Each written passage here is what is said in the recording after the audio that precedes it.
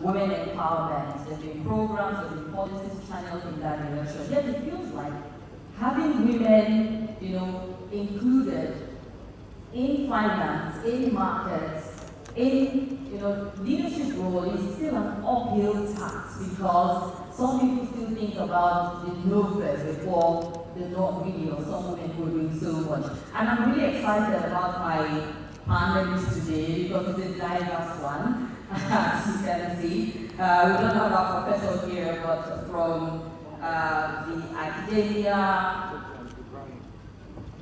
from the diplomacy, from the aspect of even foundations, building foundation, leadership training for women. We have that represented here, and I'm super excited to be moderating this panel. Ladies and gentlemen, put your hands together again for them.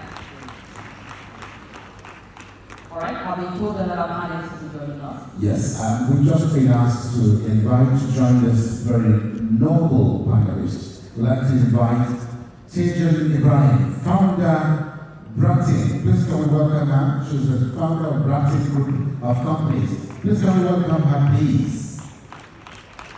Where are you? Oh, you are the one standing, please. Oh, you're not the one? You're representing. Oh, you are Dr. Atoyebi. Okay, fine. Professor Atoyebi is here finally with us. Please come and welcome her with a round of applause, please. Thank you. Okay, now that we have Professor Atoyebi seated, we might as well get started. And the aim really is to see how we can unlock women's economic power and scale. In spite of all of the hurdles and the challenges, we've had tons of programs, initiatives, even in Nigeria, by government, by private individuals. Yes, getting women, involved is still a structural problem, and we're not going to talk too much about the problem, but looking at how we can surmount it. What other interventions are needed to getting women from point C, where we are, to where we absolutely need to be at this point in time. And I would start with looking at the economic impact of empowering women, really. For those who are still a little lost and thinking they know first. Let's start off. Perhaps I'll start with Professor. Maybe I'll start with you. Let's start from looking at the economic impact of empowering women in business. We have half our population, if not more, not working with statistical data, are women. Why is it absolutely important for me to have women on the table? Good afternoon, everyone. I wish to thank the organizers for inviting me. It's very important to have women on board because from what we listening from Tuesday to today, when you empower a woman, it's like you are already empowering the whole family, and the whole family is like the family is doing wrong. Family is the main unit. I'll give you an example. I know of a family where the wife was a full-time housewife. And then, along the line, the mother-in-law insisted that this woman should be empowered and she started doing something. And she got a job, went up, and she started a business. 2 years after that business, the husband took ill. And what was that? Critically stroke. That means she became the breadwinner of the family. So imagine she was still a full-time housewife with nothing doing. And she took over this family. As I speak, she has 7 graduates in her house. Well, she's a grandmother. And it's a ripple effect. The children are also doing the same thing, taking care of them. So that economic impact. Imagine if she was not empowered to do something. That whole family is down. 7 children. What is to the society as a problem? Without any help from anybody, she was able to do something. So we can't overemphasize the economic impact of empowering women, especially for them to be able to bring up a family, which is the main weight of the society. Thank you very much. And I'm glad that your example said from a unit of our society, which is the family. You can see the impact that would have had if she was not economically empowered. And to think about a country or a society where you have a critical mass of your population as women, they might not be using a spouse or having a six spouse, but also looking at the economic aspect of it. How to build on that before I go to the next question. And Dr. Tosi, I will take you up on this one. So expanding it and looking at it on the national level for a country like Nigeria, why is it absolutely important for us to follow our intervention and think that women are economically empowered? Thank you very much. Good afternoon, everyone. Just like you said, we talk about the family first, which that's why we're all here, because we all come from one family or the other.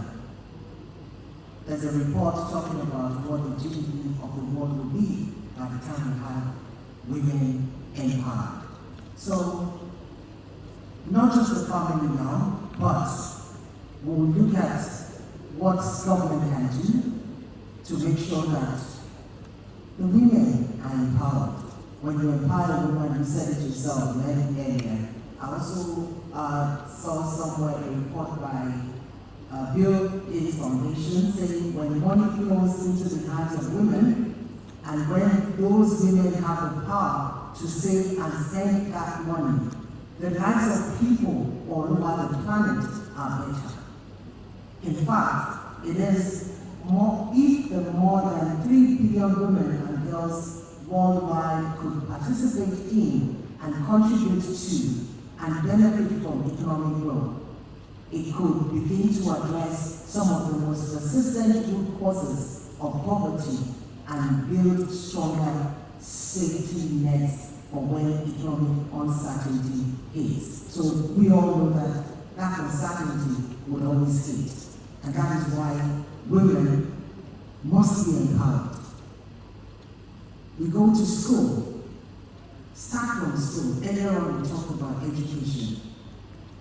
When you leave school, they get their degree. Is it just to look for an office job?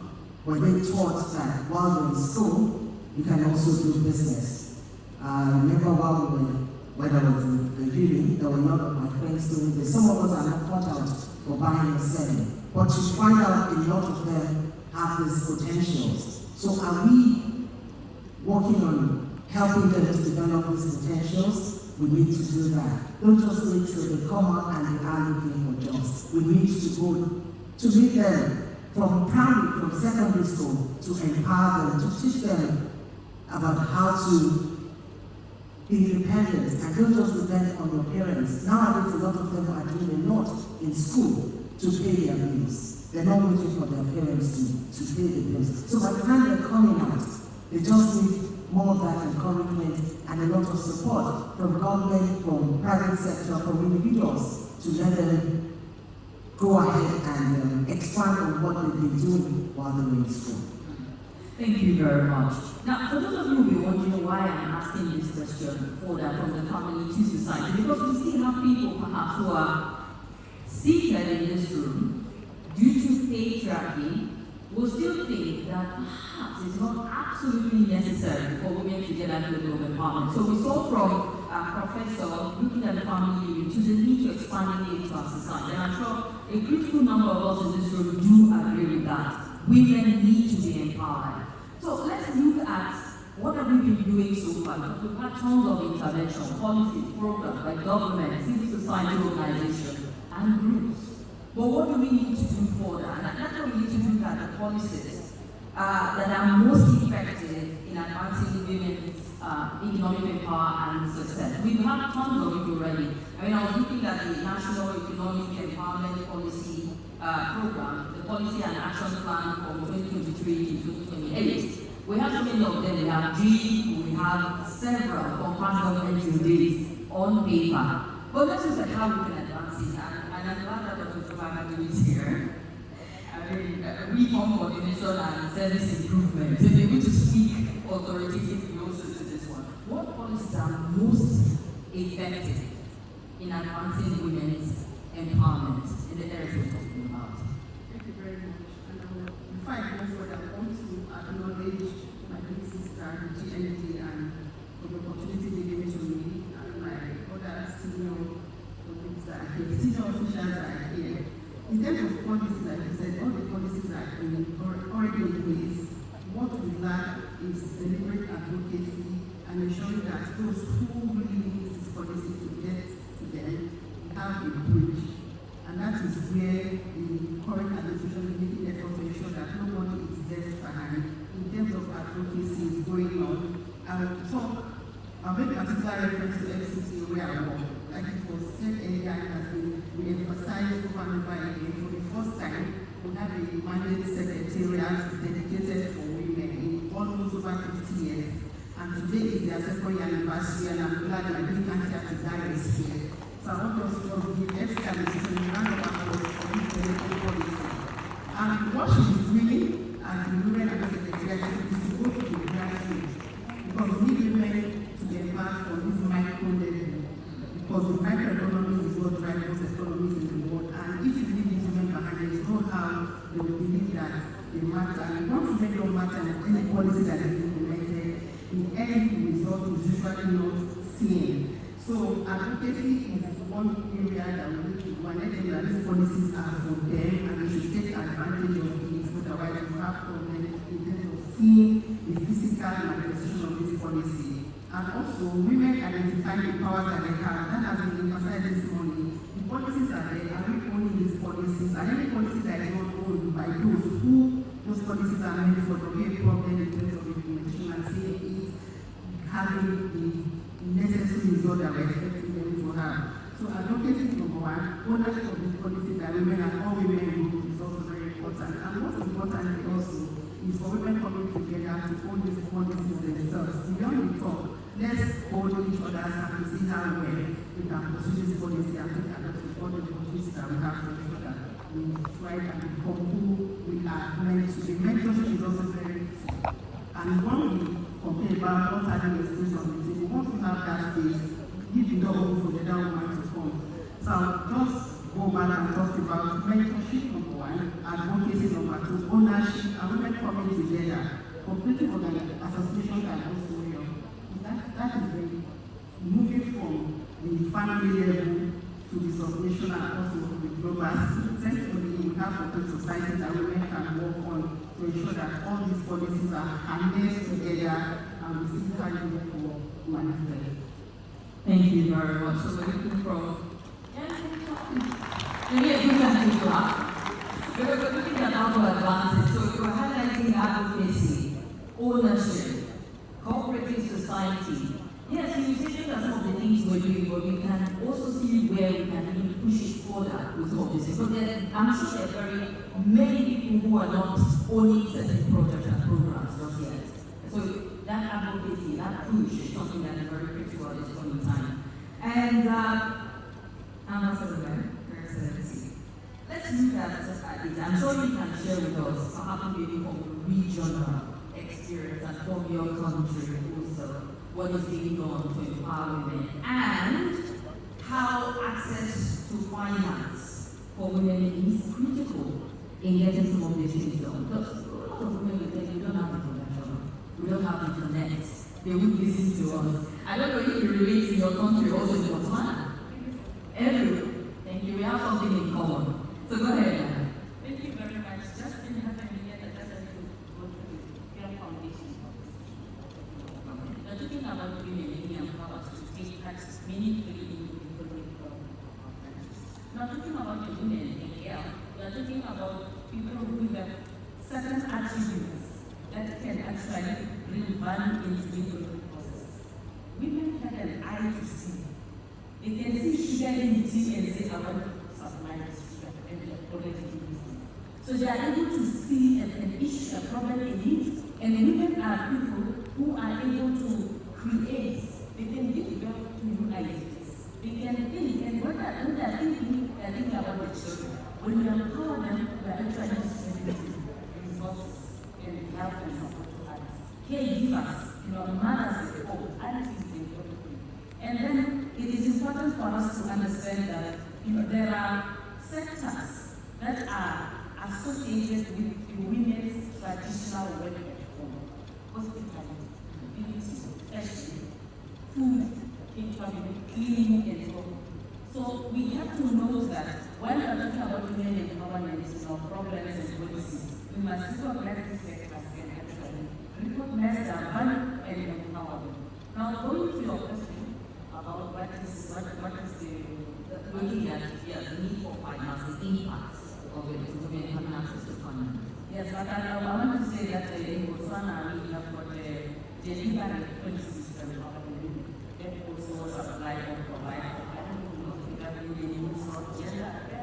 a program or package that women can access finance, and then they will start to assist also within agriculture and other businesses. And then we have an inclusion policy, economic inclusion, where we want ministries to actually account how many women benefit from this. And the program at Infor is called the economic diversification, where we want to show that there are women who have been assisted with the program, including finances. And then we also have NGOs that also get support financially. But that's not enough. Number one, we realize that access to these funds is not as easy as we can imagine. Come and get this money, study business as well. The application process is cumbersome, and sometimes the amount that they will get is not enough for what they want to do. And then the business they want to do, they also need some mentorship and guidance so that they can be able to actually be fruitful in it. So we do have financial packages and support, but it's not going to sustain the business, it's not growing the businesses to scale, it's not multiplying because of the problems associated with business success. The entrepreneurial mindset, the entrepreneurial capacities. And so we want to be able to say provide funding, but also mentor and assist and so forth. So in terms of continent and regional integration, women in Nigeria are doing very well.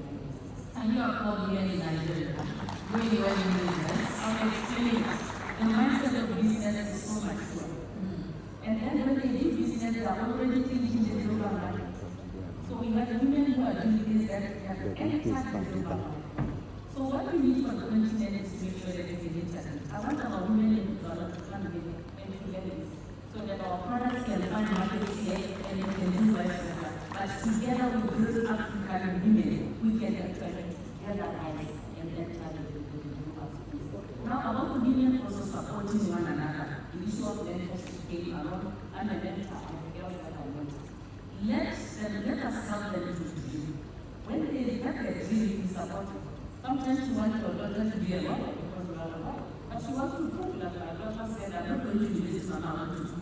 But I supported her, you're still looking at her. But she's one of the successful young professionals because she wants to be. So supporting that dream as a family and making sure that they can be able to do more what else get a network of young people that they can be able to support. I'll stop there for now. But I also think that we need to prioritize these sectors that even in the male-led businesses and cut bunches to find business for women. Thank you very much. I mean, you mentioned two areas that we'll get back to in the access to funding, and I'm sure a lot of people can relate in this room that it's always been a recurring challenge for a lot of women.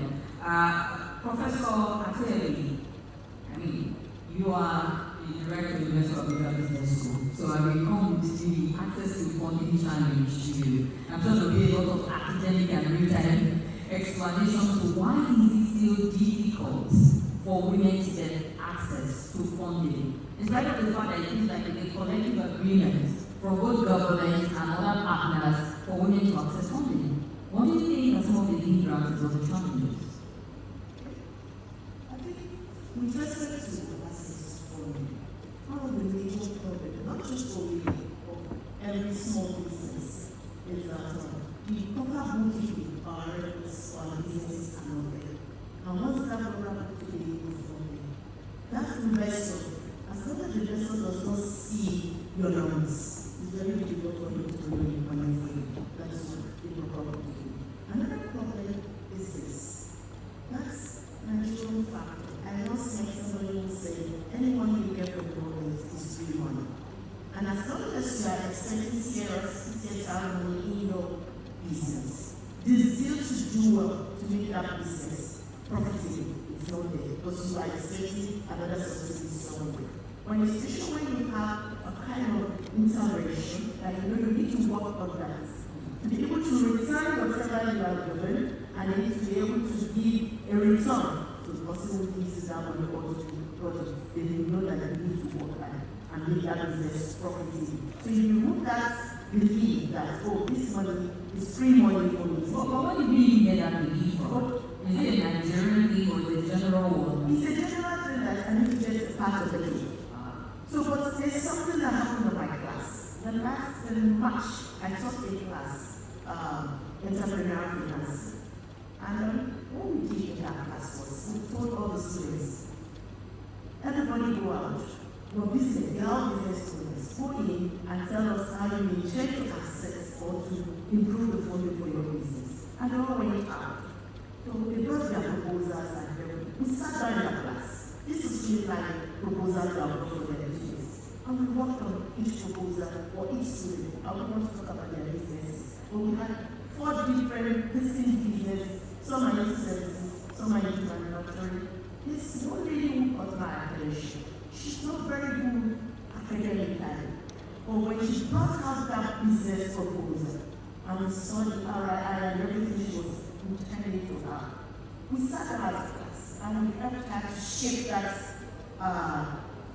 the way she's going to access the finance. And I told her, look, if you go to ABC, if I will talk about senior hospitalism, if you are able to learn to get this, get that. And she was actually looking for 30 million naira to boost her business. That was a match. After we did all that, at the end of the class, we couldn't even grade the class based on their academic, but based on what they presented. 2 days ago, on Tuesday, precisely on Tuesday, she walked up to me and said, Madam, I've voted for you. And we are going to launch very soon. That's a profitable business. So I think there's a need, because every business or every idea starts from research. There's a need to link our research to our industry. So as the class is trying to do a research on how to make businesses better, we need to link it up with the industry, and the industry can benefit from our research output, and then government policies will help to make business better. Only have very good policy. There's no policy that is not good. There's a particular policy I was not too comfortable with, the conditional cash transfer. But something happened, and I looked at it and said, this policy is good. There's a people on radio, I don't know if it's on, I can't remember particularly, but there's a particular woman from Rwanda that said she was given 100,000 or something like that. She sells firewood. I don't know if you know that. That's people who's frequently almost on a daily basis. What is missing from that money given to her? Because she said she needed that money and it gave her the answer. For me, what was missing was M&E. After that money was given to her, there's a need to go back. That policy, that government policy, was that followed properly? Did she use the money the way she was supposed to use? And what is the M&E? So we know how best to make that policy better, instead of doing it just the way it is. So it's always very important for every policy or for every money, there's a need to do that continuous monitoring and evaluation. Monitoring and evaluation, absolutely necessary. Let's look at the area of mentorship, and I need to understand. I know that Ambassador mentioned mentorship and why it's critical. I would want you to expand on it, why it is critical. On my radio show, they always see me about women, you know, when there are Sarah Jibril, women don't support women don't mentor women. You hardly see a woman who is handing the passes to another younger woman. I don't know why they're still obsessed with that man, but let's build on the importance of mentorship and the role that it plays in advancing the cause of women economically. But a lot of people now tell people who say that to About something like that again. Yes, there's still some women not supporting, but a lot of women are now supporting women. And mentorship is important because you are a broadcaster, I'm a broadcaster. I have young ones to come to me, and I don't need them to come to me. I go somewhere and hear someone speak, and this person will do well as a broadcaster. I go to her. Are you interested in this? And she goes, no, because she doesn't even believe she can do it. And I'm there ready to help. There are pilots out there. How many female pilots do we see come up to tell whoever who that young person is that wants to be a pilot, that I did it, you cannot do this work. That is what we need. In whatever area we find ourselves, especially those who are in those areas we don't see people. We had a lady who talked about daughter, being the only one who graduated, the only girl. Who is there to encourage her? Look, yes, you came out. I'm an engineer and I'm doing this. You can make it. So in whatever position we find ourselves, somebody also talked about, we're out there and please don't disturb me. That shouldn't be it. That's not how to mentor. They need to get from us.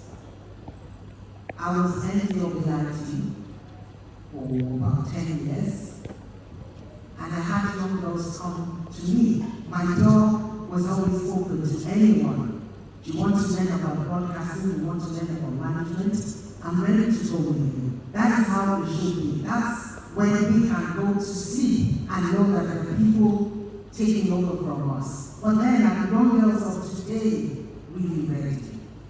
Do they just want to be on YouTube, showing what they wear, showing? I asked someone, why do you want to be a newscaster? Because I want people to see my pretty face on TV. No, that's not why you should be a newscaster. So I'm able to tell them, I started as a programs officer, and I moved to being a presenter, I moved to being a producer.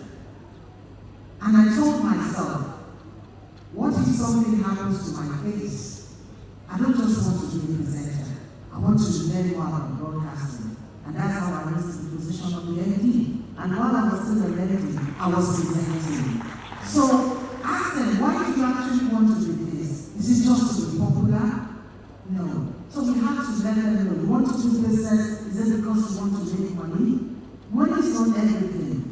What if you make that money and you drop it tomorrow? What happens to the money? But you want to make impact? Do you want people to say, I'm in school because that lady saw me walking and she calls me?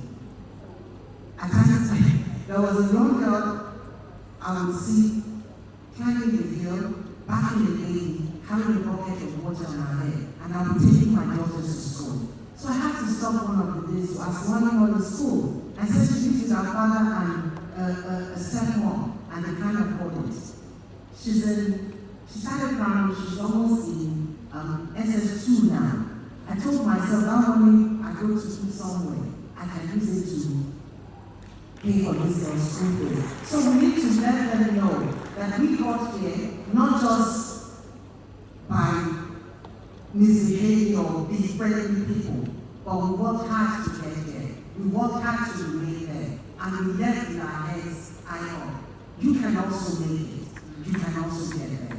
Indeed. Thank you very much. And we don't have the opportunity I need to add now. I actually started my broadcasting career with AIT Mayfair, and I know that they invested so much. It didn't matter if I was a girl or a woman. Like, send down to NCA training school, send down to FRCN training school. So the investment from there, and when you have women high up there also, you can see it trickle down. So thank you very much for that. It shows the level of mentorship also, because I benefited from it as well. Two questions from the audience. Alright, I've been giving all the signs to start the one piece of briefing. Audience, do you have questions? I have questions for my panel. I'm going to throw two in. It might not be the question I've not asked those yet. Can I show of hands, two hands, male, female? I'm not seeing hands all. There's one female there behind this camera. Alright, I can see that. Go ahead.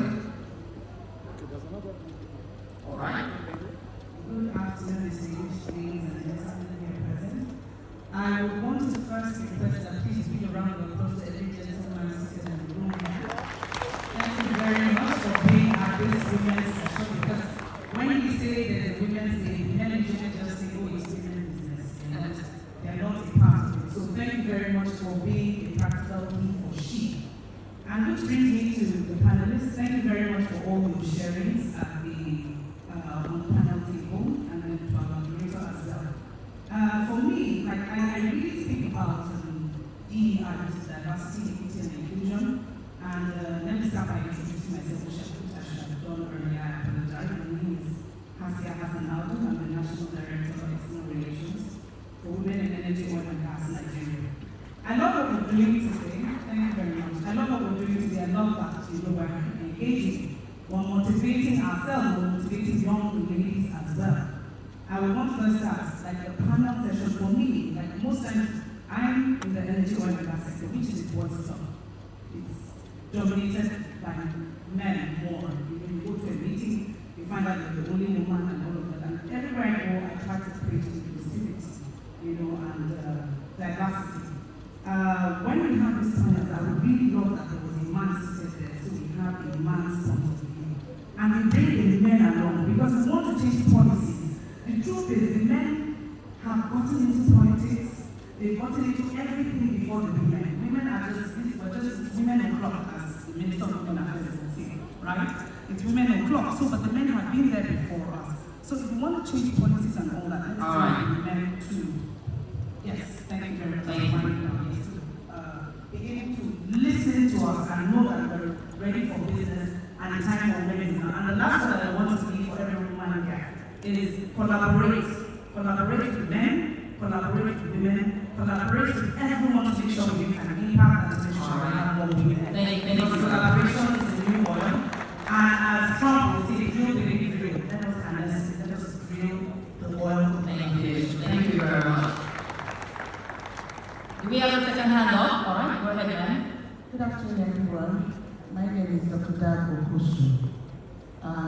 My own is just a contribution in terms of how women can access funds. We should bear in mind that you start with your savings. Part of your income should be set aside as part of your source of funding.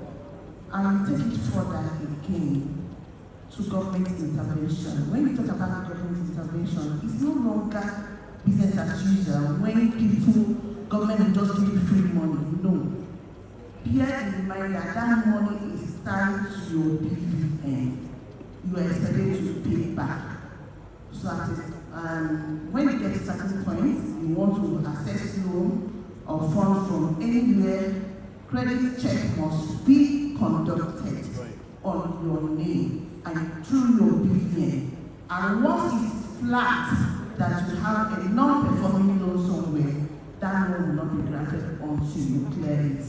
It's my own contribution that women should be careful of what we do when we say we want to access funds. What purpose do you want to use that money for? I remember the presentation that one of the speakers, one of the subsidiaries of Abuja business mentioned that you have to be true to yourself. What do you want that money? What do you want to use that money for? If it's true, definitely you get the fund that you require. Thank you. All right, thank you very much. I think I fulfilled the righteousness of getting to. So let me come back to our panelists and with the opportunity to respond to perhaps some of the comments and contributions made. But Dr. Jumai, let's look at where private sector comes in big time here and why it's absolutely important to find that partnership, that synergy with the private sector. What role do they play and how critical is it? Perhaps it is something we need to look towards more at this juncture. Thank you very much. And I'll just answer that question by still referring to our women affairs secretariat. In the past few months, I can tell you for sure that most of the activities in the secretariat have been powered by private sector because they have a leader that believes that beyond government can never solve all our problems. So when you collaborate, like it was just mentioned, you're going to have a lot of results. And also tell people that an opportunity meets inherentness to result is amazing. The secretariat is ready to collaborate to ensure that everybody, no matter how little your idea is, as long as it's going to transform human's life, they are up for it. Which is why, if you go to Kwani, for example, the Apple Women project is there, it's private sector driven, and because the leadership is secretariat believe that development ideas can also come when women came in and supported them. So private sector can support women-led organizations, businesses to ensure that that they could be envelope madam, our big auntie. She's in the private sector, and she has told us how our workforce 90% are women. And government can also collaborate with such organizations to take women into study, to understudy them in terms of mentoring and internship program. That way, we know that private sector has come to ensure that women are empowered because of this collaboration. So collaboration is key. And for FCT, I always tell people that the future of FCT is women empowered. Because right now, we have 10 permanent secretaries, 5 of them are women, 5 of them are men. And most of our graduate university, they are women, which is why these things are working. The Abuja Enterprise Agency today, they are working with AIC to ensure that women are given particular attention, because the success rally, when women strive, the entire generation and our future is going to be in a very safe hands. So private sector has a role to play, and government should also identify that without the private sector collaboration, it's difficult for you to achieve all what you set out to achieve. Thank you. Thank you very much. So we need to work hand in glove, the government intervention programs, policies with the private sector, helping to execute it also. Ambassador, let's broaden things up and look at how we can scale things up even further, generally speaking, for women in every aspect. Because maybe from the conversation we've had, there are certain intervention programs that are already laid down. Your country is doing so much, Nigeria is doing a lot. You didn't acknowledge women for doing incredible business and having the foresight here. But how can we up the ante? Take it to the next level where, by the time the Abuja business investment summit comes up, the conversation is different because of the scale of advancement or improvement that we've seen. I know just things like 365 days, but so much can be done actually. Thank you very much. The Mama starts here with the FCT, the business they are doing here, like this event that they're doing. What they are doing now, you can see the demonstration of the practicality of getting things done. Infrastructure development here, events like this that connect people. I had a delegation all that came all the way from the family to attend. Oh, wow. So it's expansion already. And when we talk about the diplomatic work, the emissions must be more active in events like this, so that we can be able to have impacts and footprint in different countries through diplomatic relations.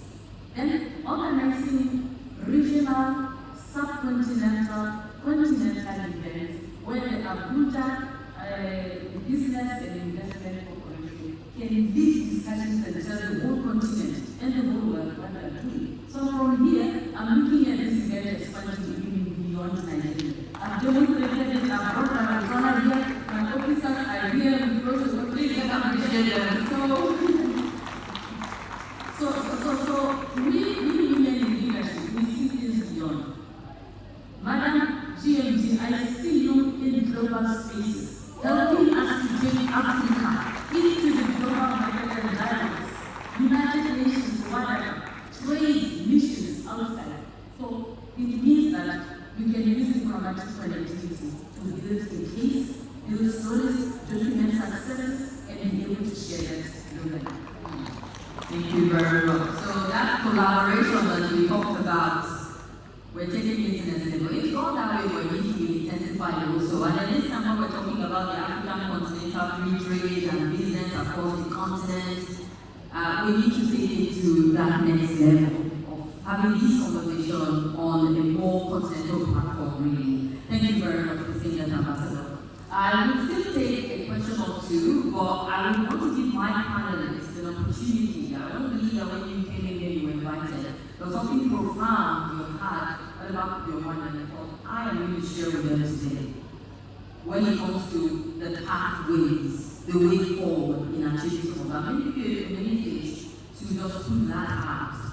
If it is the area of motivating women or speaking to certain policies already on ground, or charging women and the men that are here on the need for us to move past whatever barriers it is that has limited women structurally from that level of economic equality that we desire.